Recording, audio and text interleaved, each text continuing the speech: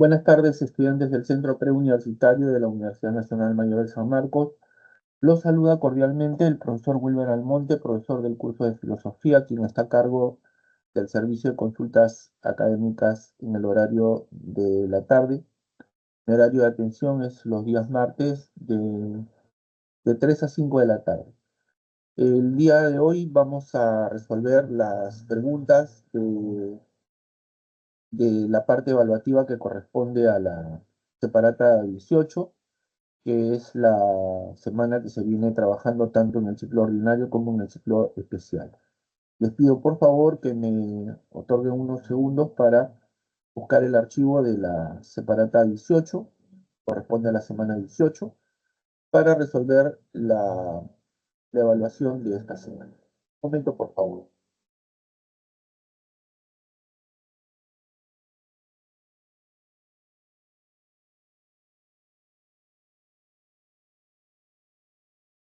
Muy bien, creo que ahora sí pueden ver la separata de la semana 18.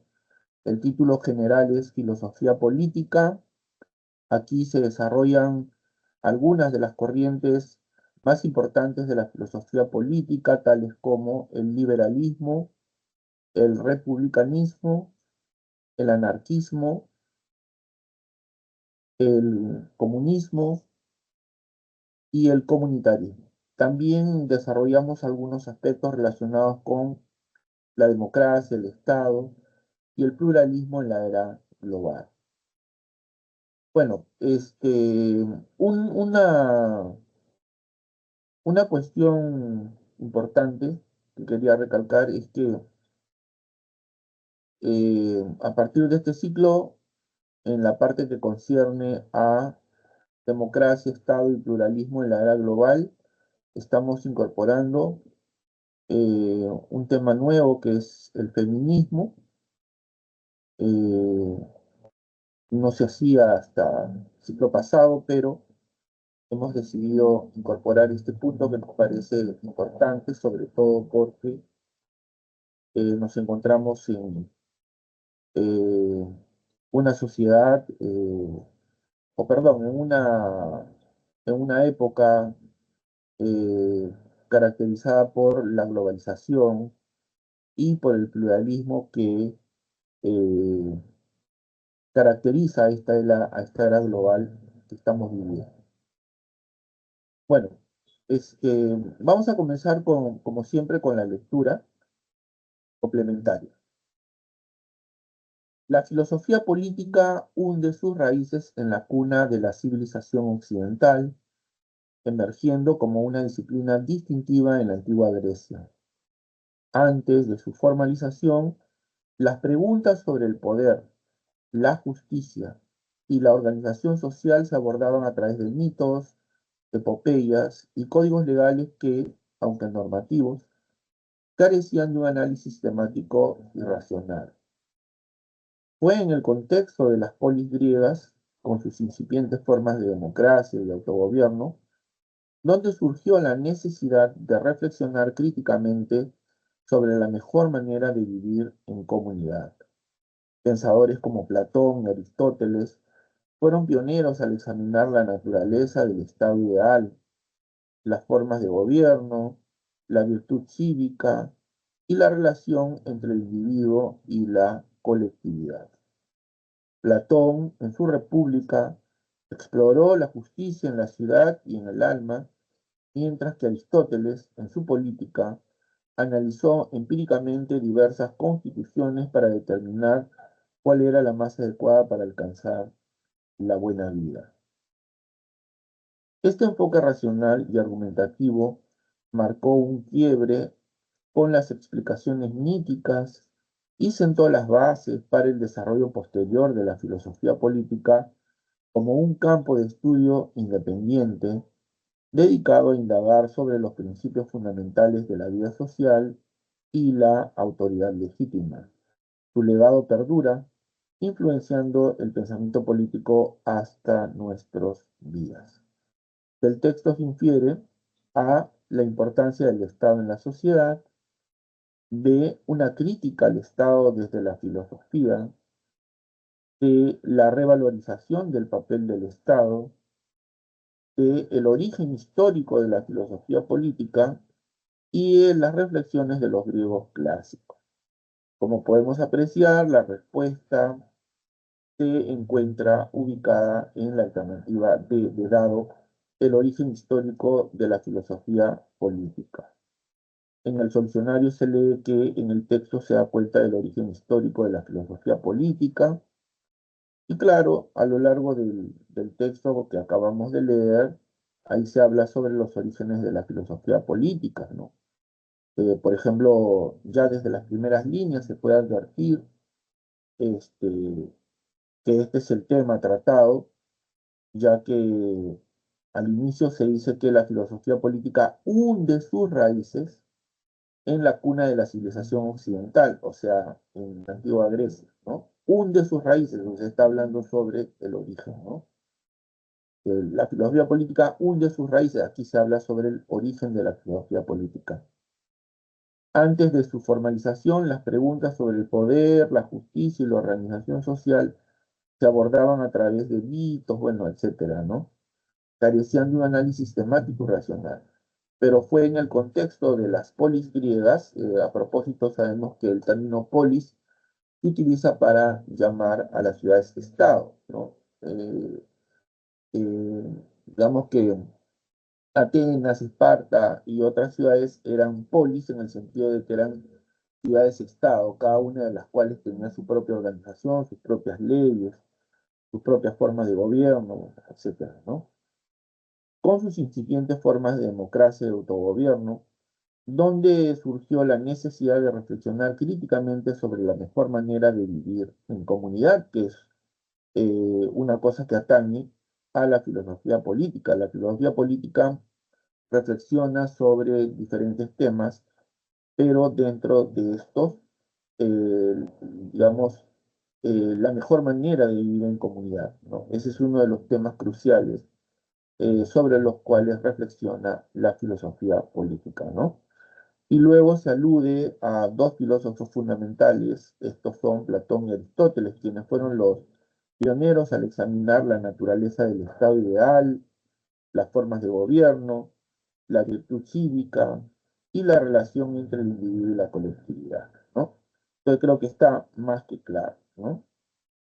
Muy bien, entonces ahora vamos a empezar a resolver los ejercicios propuestos de la semana.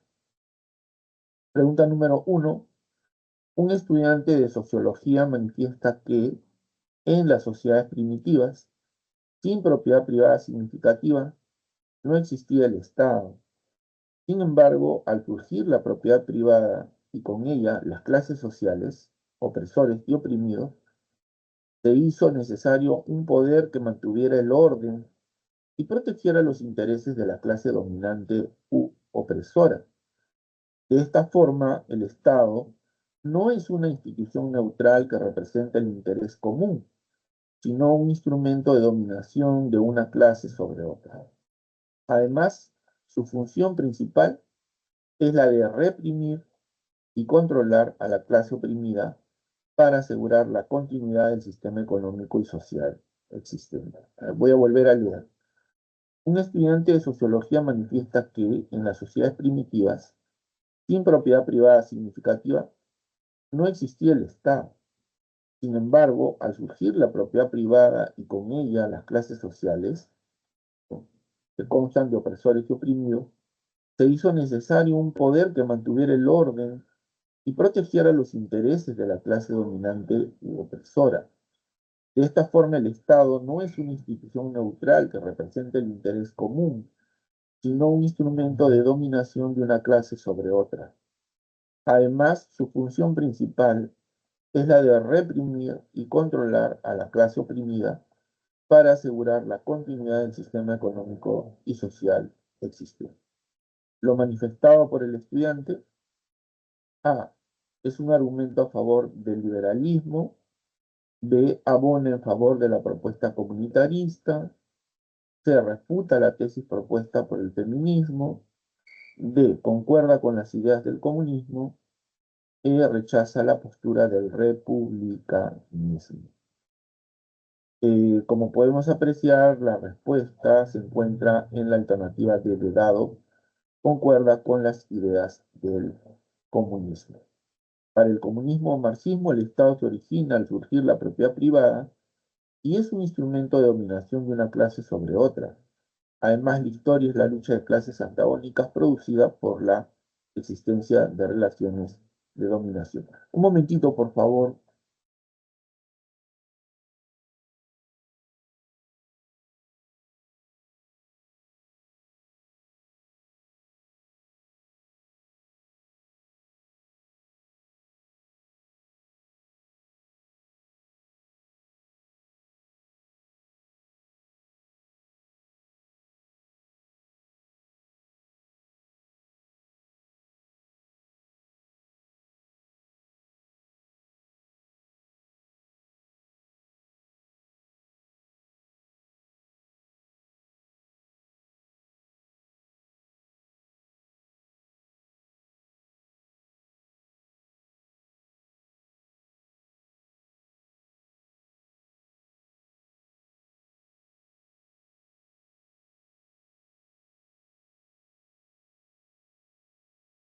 Bueno, entonces, creo que en el enunciado de la pregunta hay elementos de sobra para deducir la respuesta. Por ejemplo, el estudiante de sociología, ¿no? Manifiesta que al surgir la propiedad privada y con ella las clases sociales, surge el Estado como un instrumento de dominación, no como una institución neutral que representa el interés común, sino como un instrumento de dominación de una clase sobre otra. Además, su función es la de reprimir y controlar a la clase oprimida. Bueno, todo ello concuerda con la idea que el comunismo tiene acerca del Estado, ¿no? Para el comunismo o marxismo, el Estado se origina al surgir la propiedad privada y es un instrumento de dominación de una clase sobre otra. Además, la historia es la lucha de clases antagónicas producida por la existencia de relaciones de dominación. ¿Correcto? Bueno, a diferencia de Hegel, eh, de quien tomó algunos aspectos, ¿no? Para desarrollar su pensamiento filosófico, Marx creía que el Estado era un instrumento de dominación de una clase social sobre otra. En el capitalismo, el Estado es un instrumento al servicio de la clase capitalista, ¿no? De la burguesía, para someter al proletariado, ¿no? Que es su clase antagónica, ¿no? Hegel más bien creía que el Estado es una institución que hace posible la libertad de los individuos, que protege la libertad de los individuos, eh, necesaria para asegurar los derechos de los individuos, ¿no? Bueno, Marx, como ya dije, pues tiene una idea totalmente distinta, una idea contraria, ¿no? Para él, el Estado no es la institución que garantiza la libertad de los individuos, ¿no? Los derechos de los mismos, sino que es más bien un instrumento de dominación, ¿no? Y que, como ya dije, en el capitalismo eh, es un instrumento al servicio de la clase dominante, es decir, de la burguesía. Bueno, pasamos a la pregunta número 2.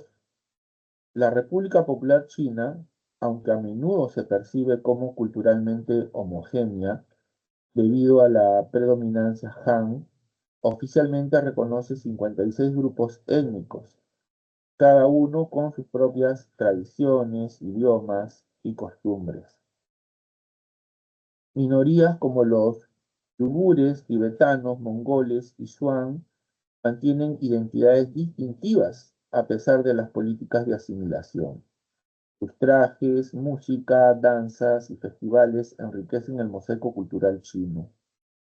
Aunque el gobierno busca una cohesión nacional, la diversidad cultural sigue siendo un aspecto fundamental del vasto territorio y la historia de China, manifestándose en sus múltiples dialectos y expresiones artísticas regionales. Del enunciado se infiere que China A. promueve la diversidad cultural, B. invalida la tolerancia cultural, C. relativiza la cultura política, D. incentiva el relativismo político, E. rechaza los valores dialectales. Bueno, podemos apreciar que la respuesta se encuentra en la alternativa A, de avión, promueve la diversidad cultural. Veamos la solución. La tolerancia es la aceptación y el respeto a las diferencias, la diversidad o la pluralidad. Dicho principio se ha extendido hoy a otros ámbitos del desacuerdo como las ideas políticas o la orientación sexual. Además, el pluralismo es reconocer o valorar y aceptar la diversidad. Eh, en el enunciado hay ideas que nos permiten llegar a la respuesta sin mayor problema, considero, ¿no? Porque ahí se dice que la República Popular China, aunque a menudo se percibe como culturalmente homogénea, oficialmente reconoce 56 grupos étnicos, cada uno de los cuales conserva sus propias tradiciones, idiomas y costumbres, ¿no? También se asegura que minorías como los tibetanos, mongoles, etcétera, mantienen identidades distintivas a pesar de las políticas de asimilación. Sus trajes, música, danzas, etcétera, enriquecen el mosaico cultural chino. Aunque el gobierno busca una cohesión nacional, la diversidad cultural sigue siendo un aspecto fundamental del vasto territorio y la historia de China, ¿no? Bueno, entonces ahí pues de ahí se sigue, ¿no? De que a pesar de esa imagen, de esa idea que se tiene de que China es un país eh, bastante homogéneo, por otro lado, es un país que se gobierna con mano dura, mm, digamos, bastante vertical en el aspecto político. eh, eh, Se ve pues que hay una tolerancia en relación con los diversos grupos étnicos eh, que conforman la nacionalidad china, ¿no?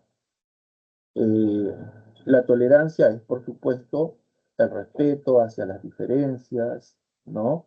La diversidad o la pluralidad, ¿no? Entonces, del enunciado se infiere que China promueve la diversidad cultural. Pasamos a la pregunta número 3.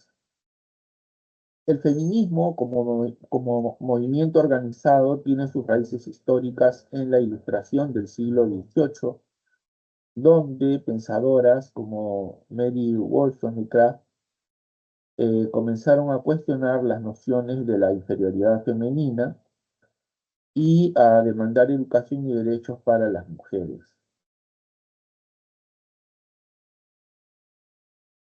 Voy a volver a leer. El feminismo como movimiento organizado tiene sus raíces históricas en la Ilustración del siglo XVIII, donde pensadoras como Mary Wollstonecraft comenzaron a cuestionar las nociones de la inferioridad femenina y a demandar educación y derechos para las mujeres. La Revolución Francesa también fue un catalizador, aunque las mujeres fueron excluidas de los derechos que se proclamaban universales. El siglo XIX vio el surgimiento del movimiento sufragista, centrado en el derecho al voto. Posteriormente, en el siglo XX, diversas olas feministas ampliaron la agenda para incluir temas como la igualdad laboral, reproductiva, y el fin de la violencia de género, consolidando el feminismo como una fuerza transformadora. Podemos inferir que la lectura A muestra argumentos del matriarcado, B problematiza los principios del feminismo, C manifiesta intolerancia hacia el patriarcado, D expresa la evolución histórica del feminismo, E cuestiona los principios del feminismo. La respuesta se encuentra en la alternativa D, expresa la evolución histórica del feminismo. Veamos la solución.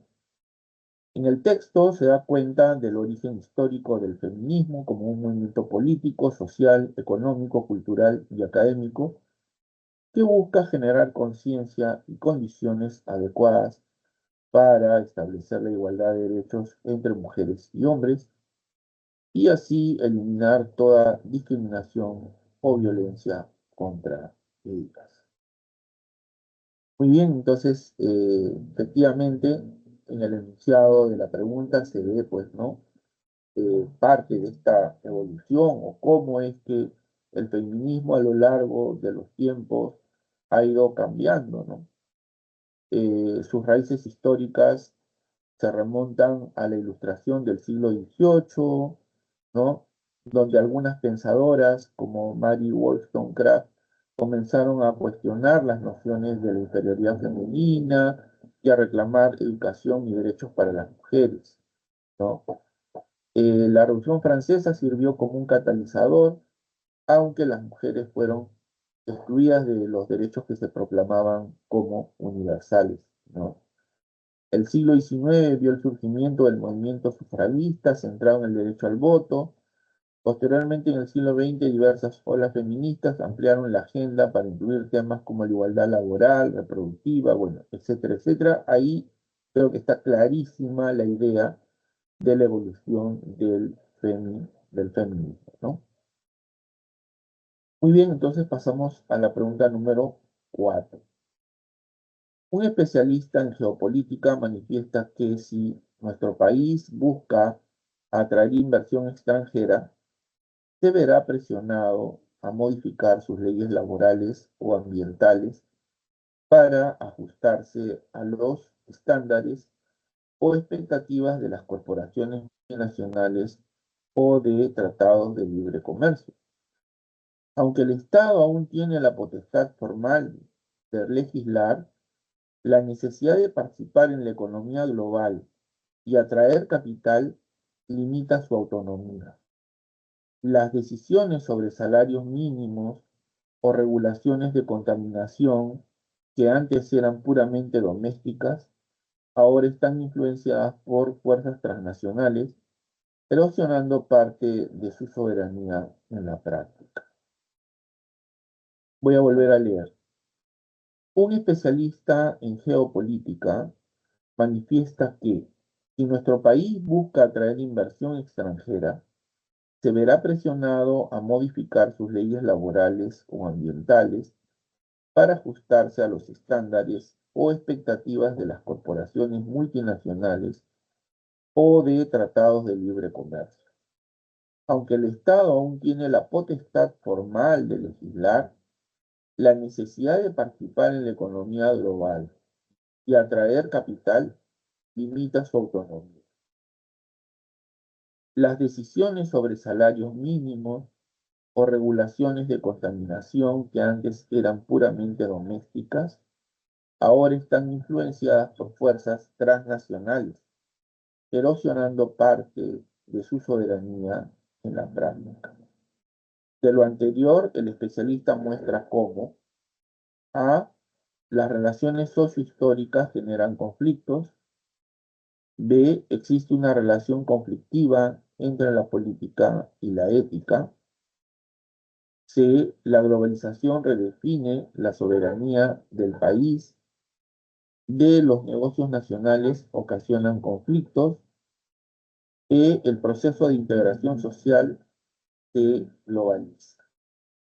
La respuesta se encuentra en la alternativa C, de casa. La globalización redefine la soberanía del país. Veamos la solución. En el proceso de globalización, los países tienen que redefinir su soberanía debido a asuntos económicos, préstamos a países o inversión extranjera de capitales, a alianzas entre países por intereses geopolíticos, a la invasión directa o indirecta de un Estado, etc. Bueno, la respuesta creo que se sigue, ¿no?, del enunciado, en el cual hay más de una pista para llegar a la respuesta, ¿no? Hay indicadores en el enunciado, hay elementos que nos permiten llegar con relativa facilidad a la respuesta, ¿no? Por ejemplo, cuando se dice que un especialista en geopolítica cree que si nuestro país busca atraer inversión extranjera, se va a ver presionado a cambiar sus leyes laborales o ambientales para ajustarse a los estándares o expectativas de las corporaciones multinacionales o de tratados de libre comercio. Aunque el Estado aún tiene la potestad de legislar, la necesidad de participar en la economía global y atraer capital limita su autonomía, ¿no? Las decisiones sobre salarios mínimos o regulaciones de contaminación que antes eran puramente domésticas, ahora se ven influenciadas por fuerzas transnacionales, erosionando parte de su soberanía en la práctica. Claro, es que ahora se sabe, ¿no?, que para que un país pueda entrar a formar parte de un tratado de libre comercio, tiene que cumplir con ciertos requisitos, tiene que cumplir con las expectativas eh, que se tienen de este tratado, ¿no?, de libre comercio. eh, eh, y el hecho de tener que cumplir con todas estas, eh, digamos, con estos criterios, ¿no?, con estas exigencias, eh, erosionan su soberanía, ¿no? O sea, limitan su soberanía, ¿no? Por eso es que se dice que de lo anterior, el especialista muestra cómo la globalización redefine la soberanía del país, entendiendo que la soberanía es la capacidad de un país de tomar sus propias decisiones sin injerencia de otros países, de organismos internacionales, de instituciones internacionales, ¿no? Cosa que con la globalización ha cambiado, ¿no? Con la globalización, esta situación ha cambiado, ¿no? Nos ha obligado a repensar y a redefinir nuestra idea de soberanía, ¿no? Muy bien, pasamos a la pregunta número 5. Una filósofa en su cátedra universitaria sobre la libertad pide a sus alumnos imaginar a un joven con gran talento musical en un país con recursos muy limitados. Aunque no hay leyes que le prohíban soñar con ser un gran violinista, la falta de acceso a instrumentos, profesores y salas de ensayo le impediría en la práctica desarrollar su potencial. Pero una institución de la sociedad civil crea un programa que le proporciona un violín, clases gratuitas y un espacio para practicar. De esta forma, la institución le está otorgando la capacidad real de perseguir su pasión y, por tanto, un ser libre. Voy a volver a leer la pregunta. Una filósofa en su cátedra universitaria sobre la libertad pide a sus alumnos imaginar a un joven con gran talento musical en un país con recursos muy limitados. Aunque no hay leyes que le prohíban soñar con ser un gran violinista, la falta de acceso a instrumentos, profesores y salas de ensayo le impediría en la práctica desarrollar su potencial. Pero una institución de la sociedad civil crea un programa que le proporciona un violín, clases gratuitas y un espacio para practicar. De esta forma, la institución le está otorgando la capacidad real de perseguir su pasión y, por tanto, un ser libre, ¿no? convertirse en un ser libre. En virtud de su ejercicio mental, la filósofa A muestra un ejemplo de libertad positiva. B expresa la concepción de libertad negativa. C problematiza el tema de la libertad cultural. D cuestiona la libertad como expresión cultural. E valida la conducta ambigua del joven músico. Bueno, la respuesta, podemos apreciarlo más abajo, se encuentra en la alternativa A de avión. Muestra un ejemplo de libertad positiva.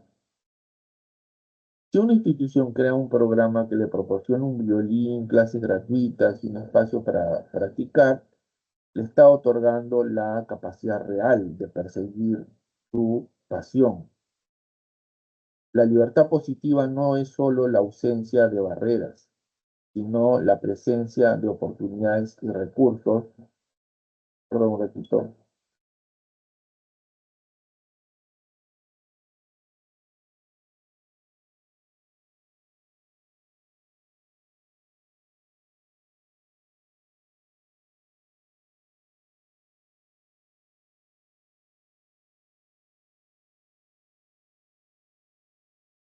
Ahora sí, eh, si una institución crea un programa que le proporciona un violín, clases gratuitas y un espacio para practicar, le está otorgando la capacidad real de perseguir su pasión. La libertad positiva no es solo la ausencia de barreras, sino la presencia de oportunidades y recursos que empoderan al individuo para alcanzar sus metas y autorrealizarse, ¿no? Bueno, hasta donde recuerdo, el filósofo Isaiah Berlin establece una diferencia entre libertad positiva y libertad negativa. Isaiah Berlin es un filósofo ligado con el liberalismo, ¿no? Él es un crítico del liberalismo. La libertad se entiende como ausencia de restricciones externas, ¿no? Digamos, eso es lo que siempre entendemos, pero este sería un caso de libertad negativa, ¿no? Solo la ausencia de restricción, ¿no? En cambio, la capacidad de actuar y controlar la propia vida positiva sería, un caso de libertad positiva, ¿no? La libertad negativa, en otras palabras, se refiere a la libertad de hacer lo que uno quiere sin interferencias, mientras que la libertad positiva se refiere a la libertad para lograr objetivos y tomar el control de la propia vida, ¿no?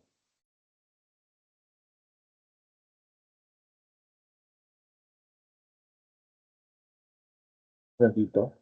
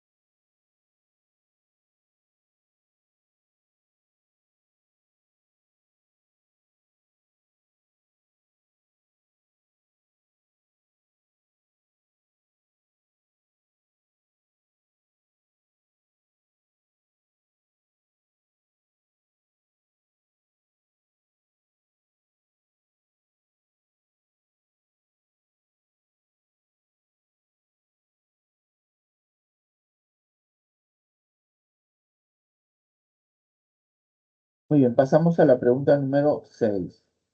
En el proceso electoral del 2026, un candidato propone a la ciudadanía subordinar sus intereses privados al bien común.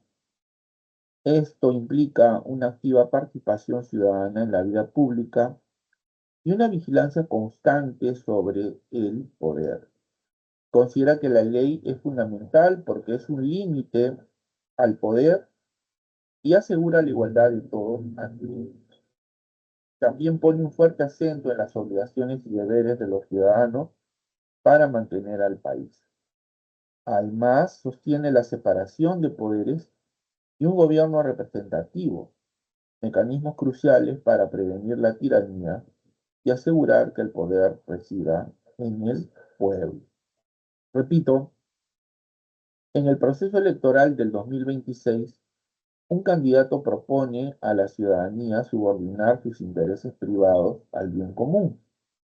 Esto implica una activa participación ciudadana en la vida pública y una vigilancia constante sobre el poder. Considera que la ley es fundamental porque es un límite al poder y asegura la igualdad de todos ante ella. También pone un fuerte acento en las obligaciones y deberes de los ciudadanos para mantener al país. Además, sostiene la separación de poderes y un gobierno representativo, mecanismos cruciales para prevenir la tiranía y asegurar que el poder resida en el pueblo. Esta manera de pensar del candidato coincide con él. A. Anarquismo, que postula la cancelación del Estado. B. Comunitarismo, que considera importante la tradición. C. Liberalismo, que limita el poder del Estado. D. Republicanismo, que defiende la participación cívica. Y E. Comunismo, que propone la eliminación de la propiedad privada. La respuesta se encuentra en la alternativa D de dado, republicanismo, que defiende la participación cívica. Veamos la solución. El republicanismo tiene como mecanismos para enfrentar la dominación y posibilitar una vida humana verdaderamente libre, un Estado independiente o soberano, una constitución y leyes por encima de un poder particular y la participación activa del ciudadano en los asuntos públicos. Bueno, el republicanismo es una corriente política, ¿no? eh, que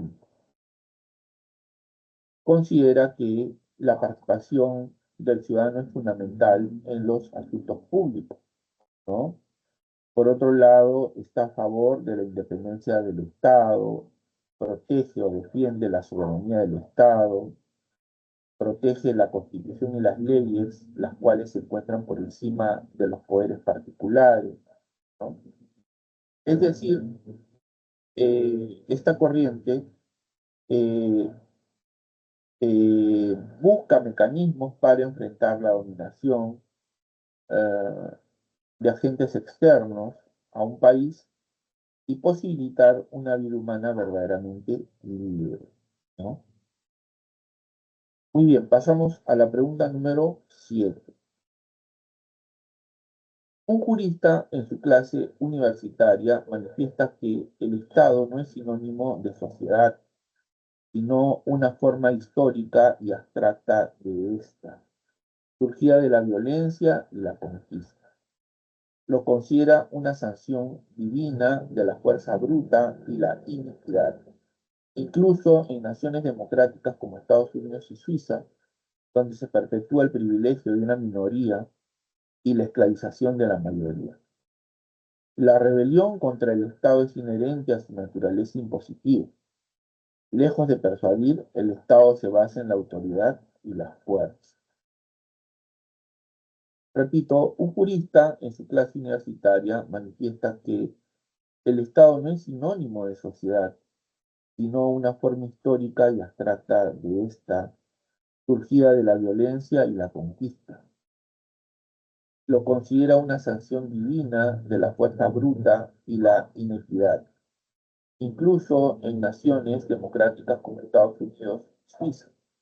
donde se perpetúa el privilegio de una minoría y la esclavización de la mayoría.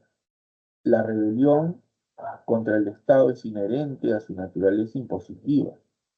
Lejos de persuadir, el Estado se basa en la autoridad y la fuerza. Se puede deducir que el pensamiento del jurista coincide con el anarquismo porque A demanda respeto mutuo para todos los miembros de la sociedad, B critica al Estado por violentar la libertad y la dignidad humana, C revaloriza el papel del Estado como protector de las libertades, D propone la abolición de las clases sociales según la dialéctica, y E acepta un modo de vida en sociedad donde se prioriza al grupo. La respuesta está en la alternativa B, critica al Estado por violentar la libertad y la dignidad humana. Veamos la solución. En el texto se da cuenta de las características, tales como la violencia, la guerra, la conquista, que relacionan al Estado y las iglesias. El anarquismo propone la abolición del Estado y de las instituciones religiosas en su visión de una sociedad libre e igualitaria basada en la cooperación y la autogestión. Claro, en efecto, el anarquismo, término que proviene de, o término que está constituido por la partícula a negativa, quiere decir sin, y arqué, que quiere decir gobierno, autoridad o poder. Anarquía quiere decir sin poder, sin gobierno, sin autoridad, ¿no? Bueno, el anarquismo es una corriente política que está en contra del Estado y de cualquier otra institución, ¿no? Que coarte la libertad humana, ¿no? Eh, Defiende la libertad individual del hombre, ¿no? Y aspira a construir una sociedad igualitaria, una sociedad sin clases, una sociedad donde no exista ningún órgano que se convierte en un medio opresivo para el hombre, ¿no? Entonces,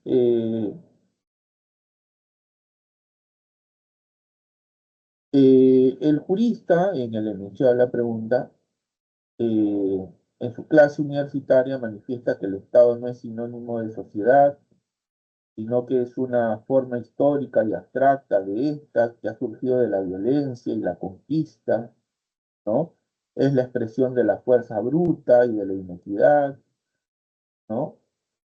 Eh, y luego dice que la rebelión contra el Estado es inherente a su naturaleza impositiva, el Estado se basa en la autoridad y la fuerza. Bueno, esa es una concepción acerca del Estado que comparten o que defienden los anarquistas. Los anarquistas piensan que el Estado es un instrumento de dominación, ¿no? Eh, que impone su autoridad, que impone su fuerza, ¿no? Eh, sobre una parte de los integrantes de la sociedad. Está en contra de las clases sociales, ¿no? Aspira a acabar con esto y a construir una sociedad igualitaria, donde el hombre pueda vivir en plena libertad individual, ¿no? Muy bien, pasamos a la pregunta número 8. José María, candidato al Congreso de la República, en un mitin público en la Plaza San Martín, rechaza tajantemente la visión del ser humano como un yo aislado. De forma decidida, manifiesta que somos quienes somos gracias a estructuras sociales e históricas.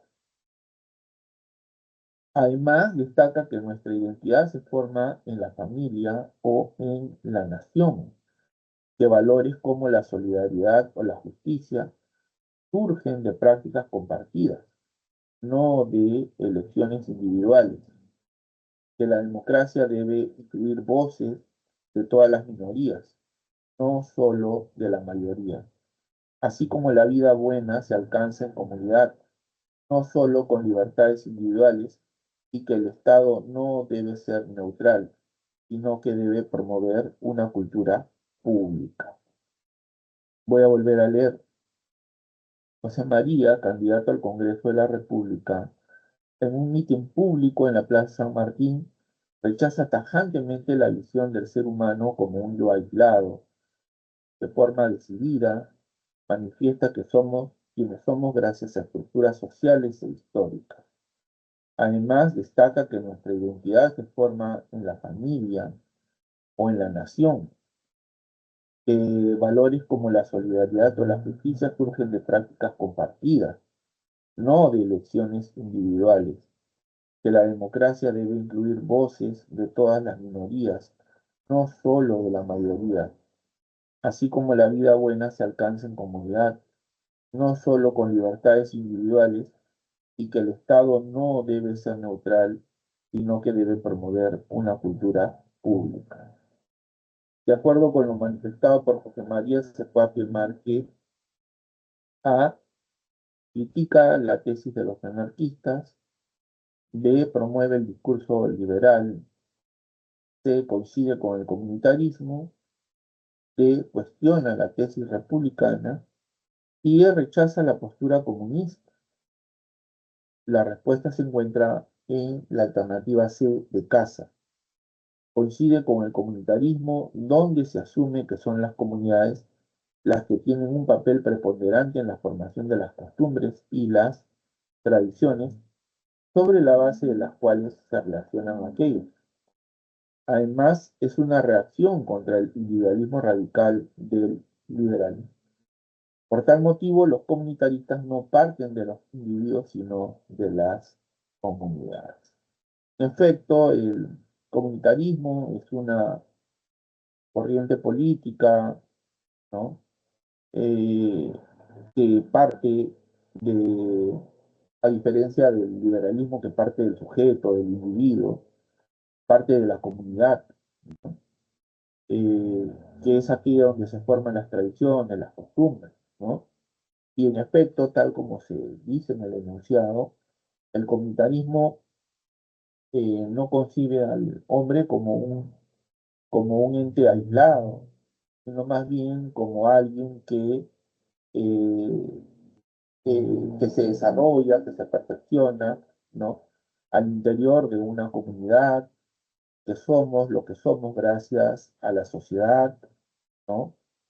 Eh, a las instituciones sociales, ¿no? Y que nuestra identidad se forma en instituciones como la familia, ¿no? Como la nación, bueno, etcétera, ¿no? Entonces, aquí considero que en el enunciado hay elementos de sobra para llegar a la respuesta, ¿no? Hay alusiones eh, muy concretas, ¿no? eh, al comunitarismo como corriente política, ¿no? Y yo creo que si el estudiante tiene la noción clara de comunitarismo, no le va a ser difícil llegar a la respuesta, ¿no? Más bien al contrario, le va a ser fácil porque, repito, en el enunciado hay varios elementos que nos permiten llegar con relativa facilidad a la respuesta, ¿no?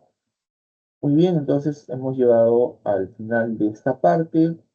Hemos terminado con la parte concerniente a la evaluación de la semana 18. Ahora vamos a hacer una pausa de unos minutos. No se vayan, por favor, ya regresamos y volvemos con la segunda parte. No quiero irme a la pausa sin antes invitar a los estudiantes matriculados en el presente ciclo a que ingresen a esta sesión de consultas académicas para que nos hagan llegar sus interesantes preguntas, ¿no? Para ayudarlos a aclarar sus dudas y también a profundizar en sus conocimientos. Ya volvemos, no se vayan.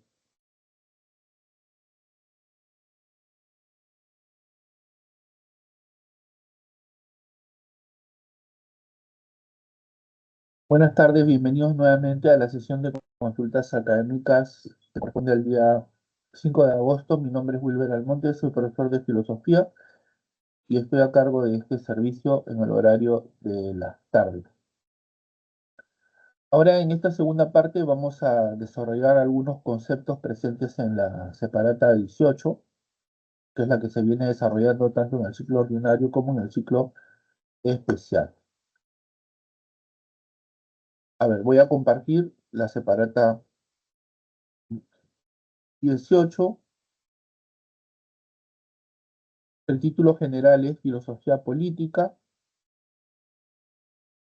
Aquí se desarrollan algunas de las corrientes más importantes de la filosofía política, ¿no?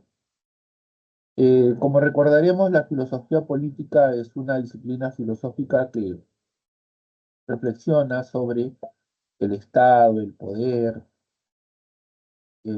las relaciones eh, el, entre el sujeto y la sociedad, reflexiona sobre la noción de ciudadanía, bueno, entre otros temas importantes, ¿no? Ahora, a lo largo del tiempo se han desarrollado diferentes corrientes eh, de la filosofía política, como por ejemplo el liberalismo, ¿no? Que es una corriente que otorga mucha importancia a los derechos civiles y políticos de los individuos. El liberalismo defiende, en principio, la neutralidad estatal, es decir, el Estado no interviene en asuntos privados, particulares o individuales. Y la libertad personal, libertad ilimitada o negativa, bajo sus diversas formas de conciencia, política, religiosa, ideológica, de expresión, etcétera, incluso de ejercicio sexual, dice, ¿no? Decidir sobre la sexualidad. Desde el mundo moderno se teoriza la idea de que el hombre ha renunciado al estado de naturaleza para que, mediante un acuerdo o contrato social, pueda convivir en un estado político o estado, o bajo el poder estatal. Consecuentemente, el poder estatal debe tener límites establecidos mediante leyes y mecanismos institucionales. De esta manera se protegen los derechos fundamentales del individuo, la libertad, la vida y la propiedad privada. Un ratito, por favor.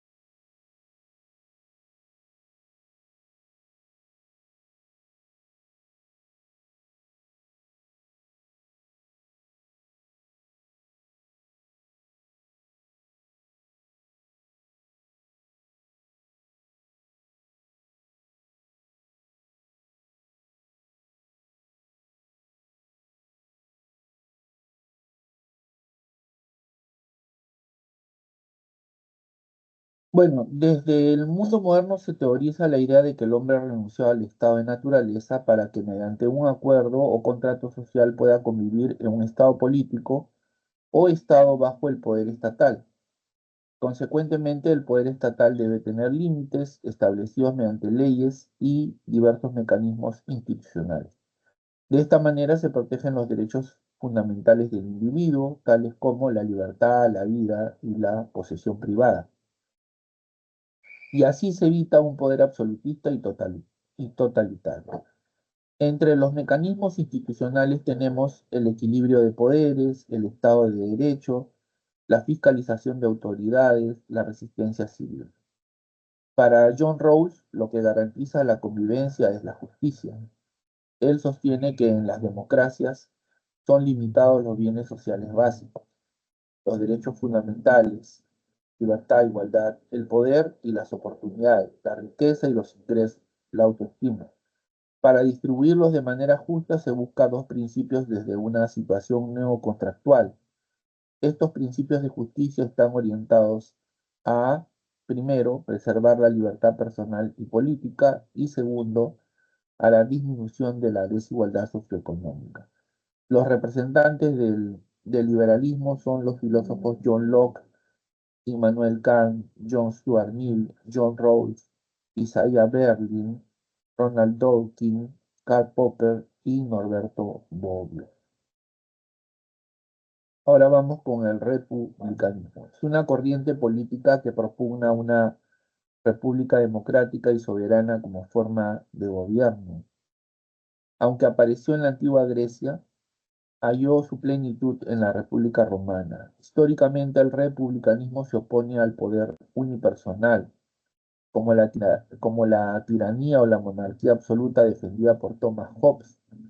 Por eso, en los orígenes propusieron Platón en la vejez y Aristóteles, cada uno por su lado, un gobierno basado en leyes e instituciones, idea que influirá en el republicanismo romano, que era un gobierno mixto o constitucional, y luego en el republicanismo moderno.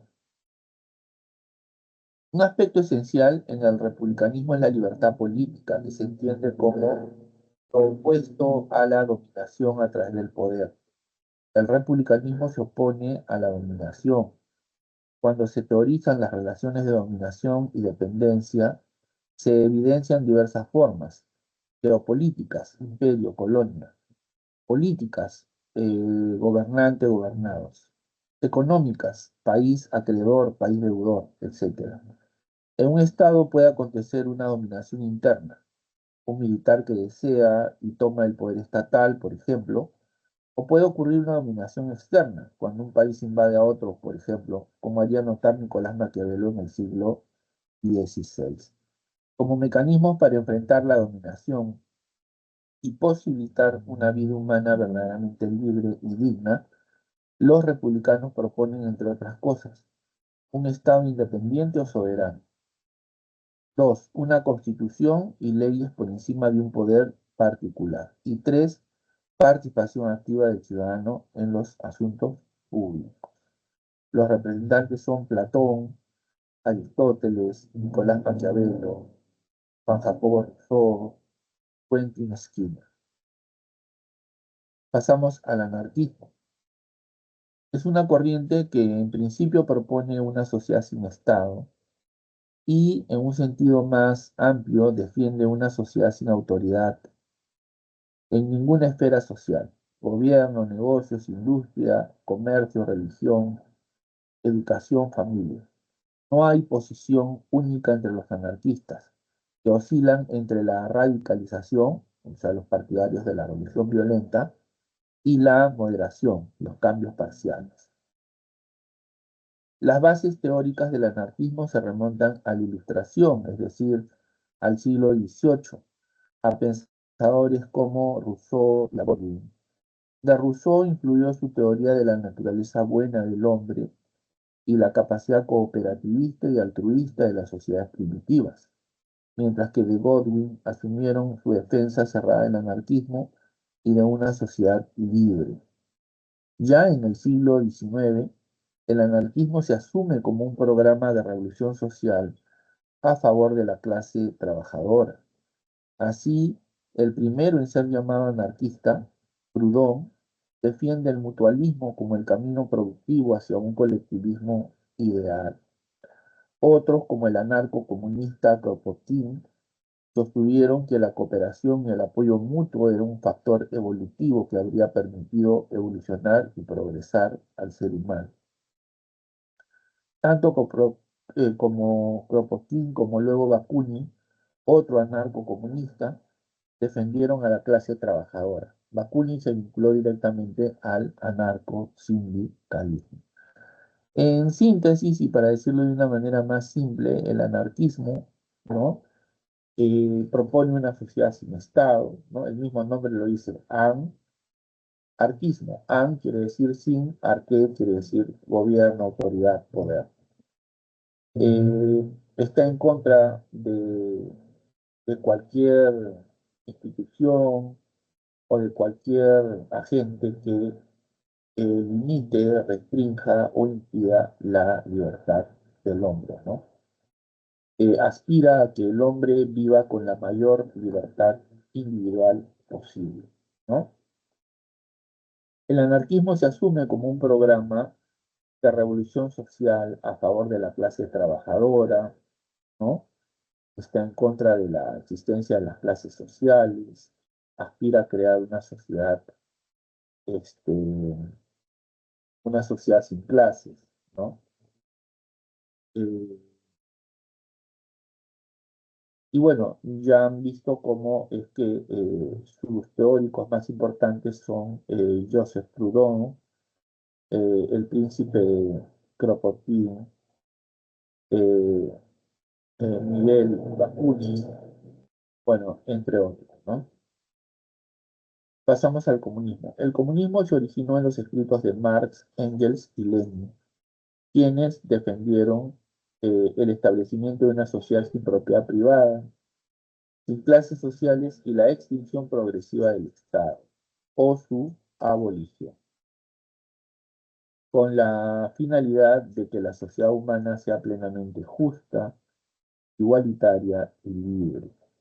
Se basa en el materialismo histórico y dialéctico, que afirma que el motor de la historia es una lucha de clases producida por la existencia de relaciones de dominación. Según el comunismo, en el devenir histórico ha surgido el sistema capitalista, donde se da la lucha entre proletarios. Este es el último enfrentamiento de la historia y acabará con el triunfo del proletariado y la instauración progresiva de una sociedad común. Así, la clase obrera tomará por medios violentos el poder político y se apropiará de los medios de producción en favor de las masas y se implantará la dictadura del proletariado, una fase transitoria que generará las condiciones para que la humanidad alcance una sociedad comunista sin dominación política, social, económico-religiosa y así sea posible el desarrollo pleno de los individuos, ¿no? Como podemos advertir, entre el comunismo y el anarquismo hay puntos claves comunes, ¿no? Por ejemplo, su aspiración a una sociedad sin clases, ¿no? Bueno, proponen la revolución como medio para tomar el poder. eh, Bueno, son algunos aspectos que coinciden entre ambas corrientes políticas o filosófico-políticas, ¿no? Claro está que hay también diferencias importantes, ¿no? Porque el comunismo piensa que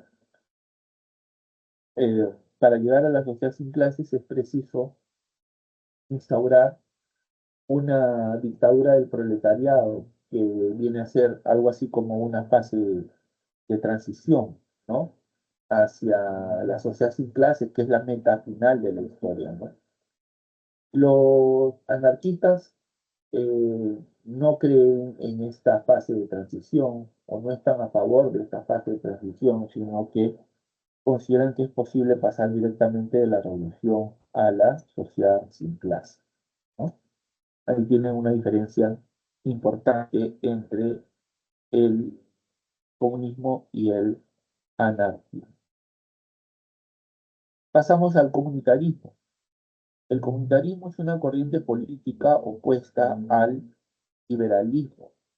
En el modelo comunitarista, la política está al servicio de la identidad colectiva, cultural o étnica y de la libertad del ciudadano dentro de la comunidad, libertad positiva. Las personas no se realizan de manera individual o aisladamente, sino dentro de una comunidad, porque somos seres sociales. En dicha comunidad desarrollamos costumbres, tradiciones, formamos nuestra identidad, nuestra personalidad, nuestro sentido de felicidad. Es decir, nos autorrealizamos dentro de una comunidad. Los miembros de una comunidad tienen una concepción compartida sobre el bien, la felicidad y lo sagrado, como ha señalado Charles Taylor. Además, el comunitarismo suele ser asociado con el multiculturalismo, el pluralismo, el reconocimiento y la defensa de las minorías. Los representantes del comunitarismo son el filósofo canadiense Charles Taylor, eh, Michael Walzer, Alan Guy McIntyre, Robert Bellah. Son los representantes del comunitarismo, ¿no?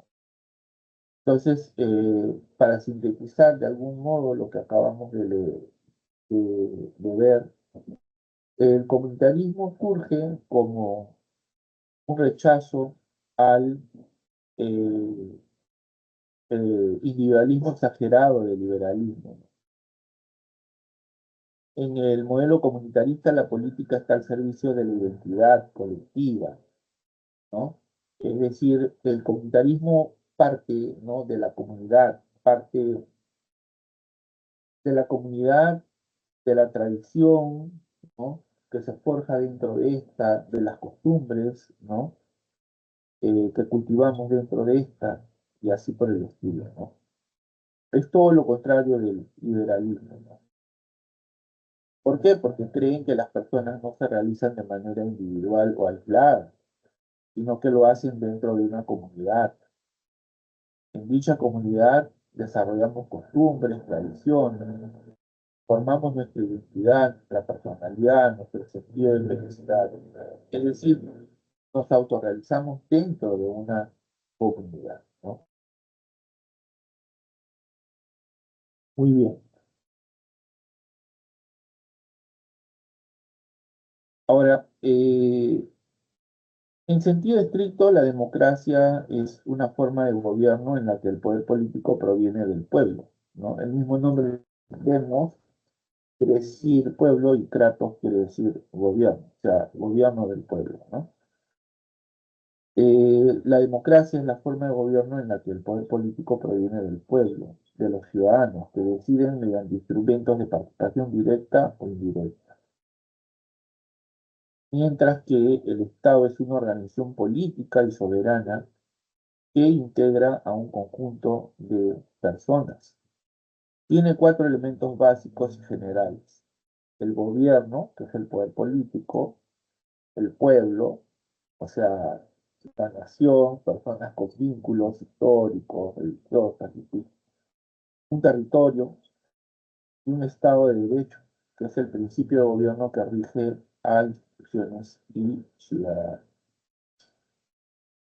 Norberto Bobbio ha puesto de relieve la oposición que hay entre el Estado y la sociedad civil, a la que define como la esfera de las relaciones entre los individuos, grupos y clases sociales que están al margen de las relaciones de poder de las instituciones estatales. La sociedad civil no tiene fines comerciales y realiza acciones que buscan influir en diversos ámbitos de la sociedad, pero no busca controlarlos. Los actores de la sociedad civil son movimientos sociales, como grupos de mujeres, estudiantiles, campesinos, medioambientalistas, etc. Gremios profesionales, como sindicatos, sociedades empresariales, asociaciones de abogados, etc. Iglesias y otras comunidades religiosas, centros educativos y medios de comunicación social, los espacios culturales, círculos intelectuales, grupos musicales, etc., los clubes deportivos y recreativos, las fundaciones filantrópicas y ONG.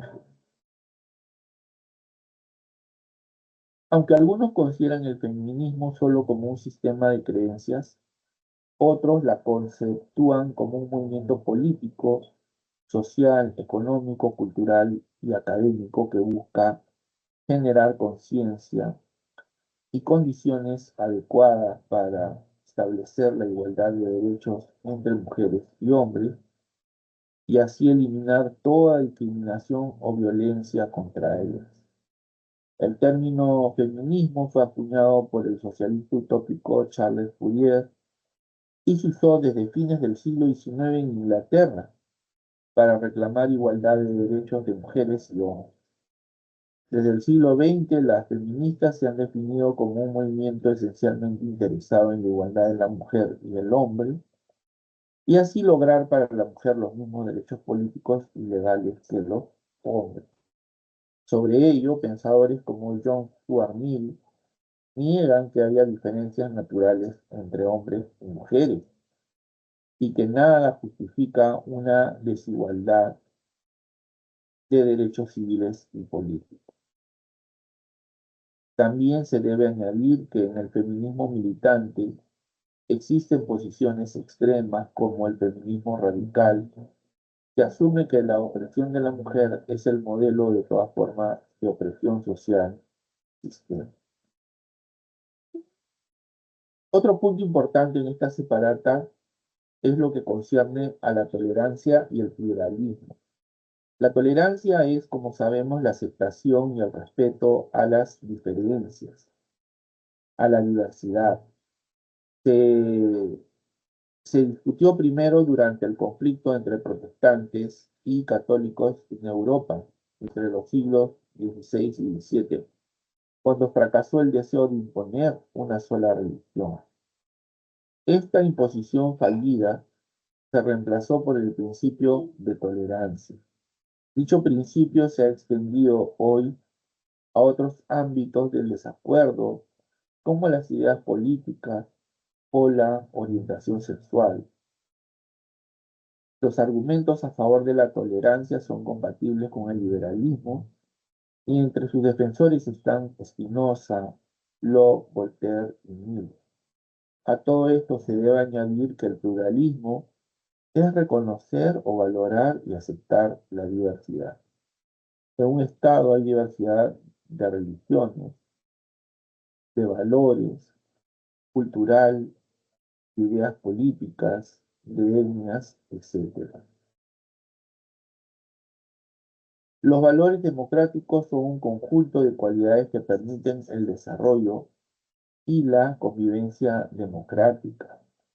Estos valores son libertad, igualdad, justicia, solidaridad, tolerancia, pluralismo, participación, transparencia, honestidad, responsabilidad, respeto, diálogo y empatía.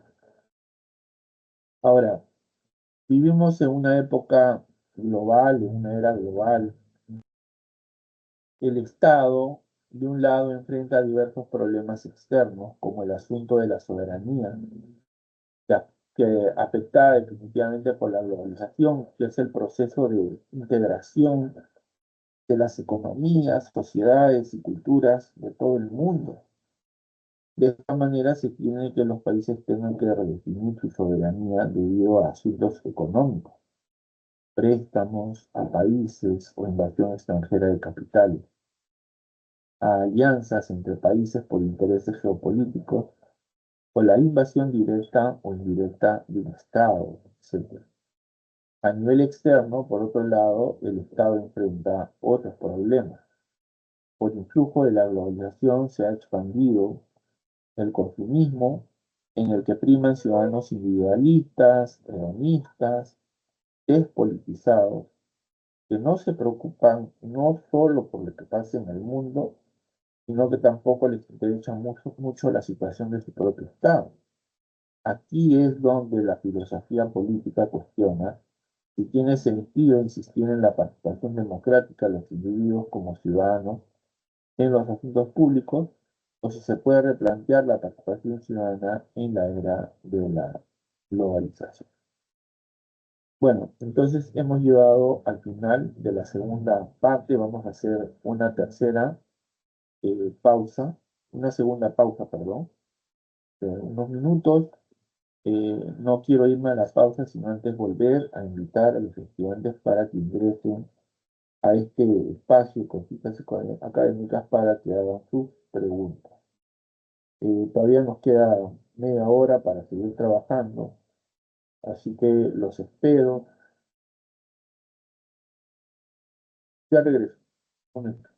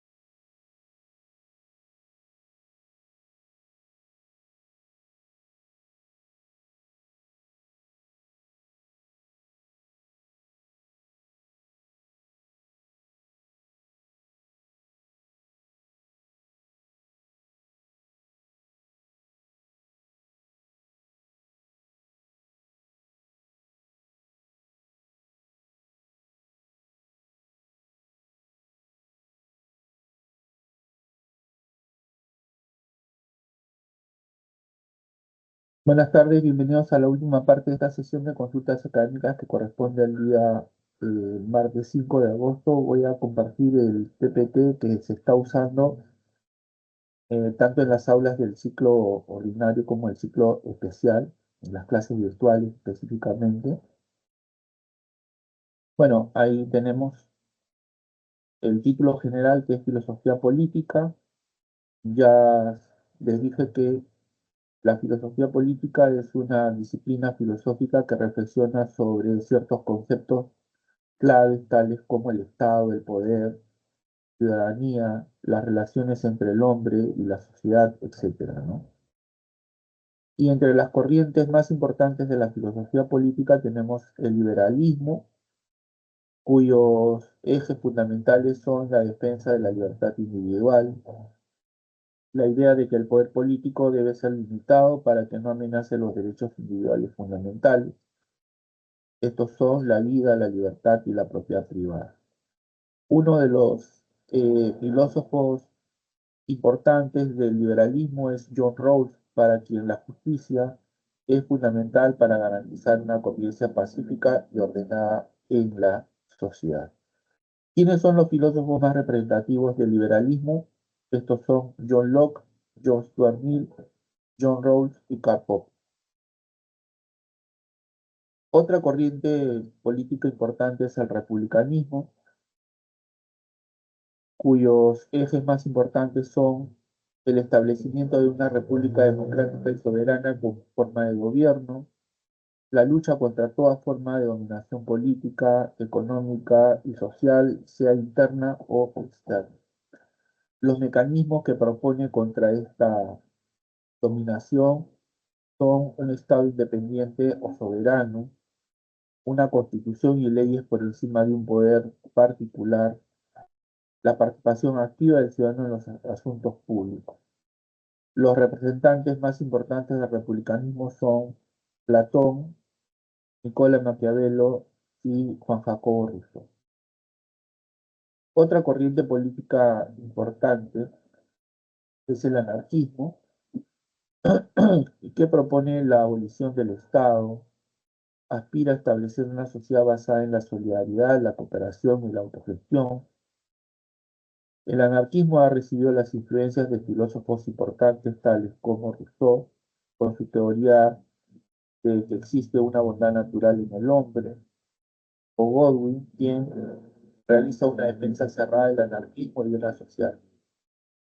Desde el siglo XIX se propugna un programa de revolución social a favor de las clases trabajadoras. Los representantes del anarquismo son Joseph Proudhon, Miguel Bakunin y el príncipe Kropotkin.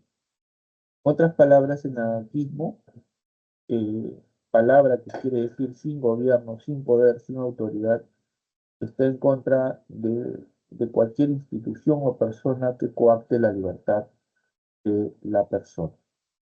Aspira a crear una sociedad sin clases y por ello está en contra de la existencia de las clases sociales. Los anarquistas más radicales proponen la revolución como medio para alcanzar el poder. Otra corriente política importante es el comunismo, desarrollado por los filósofos Marx, Engels y posteriormente por Lenin. Sus propuestas más importantes son una sociedad socialista bajo el gobierno del proletariado. La toma de poder se realizará por medios violentos, o sea, mediante la revolución, apropiándose de los medios de producción para las masas, que es una fase transitoria, para llegar a la sociedad sin clases, que es la meta final de la historia. Una sociedad comunista sin Estado, sin propiedad privada y sin clases sociales. Se basa en el materialismo histórico, de acuerdo con el cual la historia escrita es la historia de la lucha de clases. También se basa en el materialismo dialéctico. Repito, los fundadores del comunismo son Karl Marx, Friedrich Engels y Lenin. El comunismo comparte algunos aspectos con el anarquismo, por ejemplo, esta idea de crear una sociedad sin clases, la idea de que la revolución es el mecanismo más efectivo para llegar al poder, ¿no? Eh, Su rechazo de la existencia de las clases sociales, ¿no? Son algunos puntos comunes, ¿no? Y entre las diferencias más importantes está, por ejemplo, que el comunismo marxista considera que antes de llegar a la sociedad sin clases, es necesario instaurar como fase transitoria una dictadura del proletariado, ¿no? Donde todavía existe el Estado, ¿no? El cual se irá extinguiendo poco a poco, ¿no? Sin embargo, el anarquismo no cree en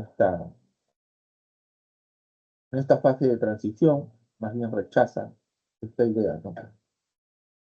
Porque considera que es posible pasar directamente de la revolución a la sociedad sin clases. Luego tenemos el comunitarismo, que es una corriente política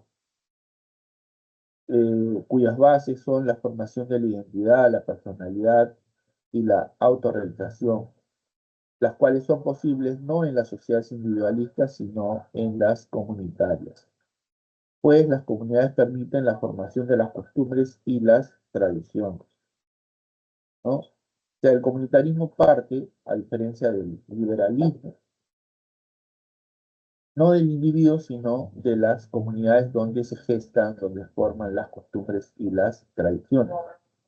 La persona se realiza, se perfecciona dentro de la comunidad. La importancia de una concepción compartida entre los miembros de una colectividad acerca de lo bueno, lo feliz y lo sagrado. Los representantes del comunitarismo son los filósofos Charles Taylor y Alasdair MacIntyre. Bueno, otros aspectos importantes que se han visto, ¿no? En esta clase son, por ejemplo, la idea de democracia. Eh, yo diría que en su acepción más conocida, la democracia se entiende como una forma de gobierno en la que el poder político emana del pueblo, ¿no? Mediante instrumentos directos o indirectos de participación, como podrían ser, por ejemplo, el sufragio. El Estado es la organización política y soberana que integra un conjunto de personas y cuenta con cuatro elementos básicos. El gobierno, que representa el poder político, el pueblo, representado por la nación, que es un conjunto de personas con vínculos históricos, religiosos, bueno, etc. El territorio y el Estado de Derecho, que es el principio de unidad. Eh, para el filósofo italiano Norberto Bobbio, la sociedad civil es la esfera de las relaciones entre individuos, grupos y clases sociales que están al margen de las relaciones de poder de las instituciones estatales. Busca influir en diversos ámbitos de la sociedad, pero no controlarla. Los actores son movimientos sociales, sindicatos, sociedades empresariales, asociaciones de abogados, círculos de intelectuales, las fundaciones filantrópicas, ONGs, etc. Otro concepto muy importante ligado a la filosofía política es el de feminismo, que se entiende como un movimiento político, social, económico, cultural y académico que busca generar conciencia y condiciones adecuadas para establecer la igualdad de derechos entre mujeres y hombres, y de esta manera eliminar toda discriminación o violencia contra ellas. Obviamente, en un espacio, en un escenario global como el que nos encontramos, donde hay tanta diversidad, es importante la tolerancia y el pluralismo, ¿no? El reconocimiento del pluralismo. La tolerancia es el respeto a las diferencias, la diversidad o la pluralidad, mientras que el pluralismo es reconocer o valorar y aceptar la diversidad. ¿no? Reconocer, valorar, aceptar la diversidad. En un Estado hay diversidad de religiones, de valores, de culturas, de ideas políticas, de etnias, etcétera, etcétera. En definitiva, en este escenario se requieren de valores democráticos, que son un conjunto de cualidades que permiten el desarrollo y la convivencia democrática. Valores democráticos como la libertad, la igualdad, la justicia, la solidaridad, la tolerancia, el pluralismo, la participación, la transparencia, entre otros. En sociedades de consumo, el individualismo, el hedonismo y la despolitización de los individuos se han tornado preponderantes. Es por ello que en este contexto surgen las siguientes preguntas. ¿Tiene sentido insistir en la participación de los individuos como ciudadanos en los asuntos públicos? Hay diferentes eh, respuestas, ¿no? O sea, como posibles respuestas se pueden dar las siguientes. La figura del ciudadano es anacrónica en la sociedad de consumo. Es necesaria la intervención activa en los asuntos públicos. La participación ciudadana se debe dar a través de sistemas políticos representativos. Bueno, y con eso ya casi estamos llegando al final de esta sesión que corresponde a la semana 18. Voy a entregarles las claves de la evaluación de la semana. En cuanto a la pregunta de la lectura complementaria, la respuesta se encuentra en la alternativa de dado. Y en cuanto a los ejercicios propuestos de la semana, tenemos los siguientes claves.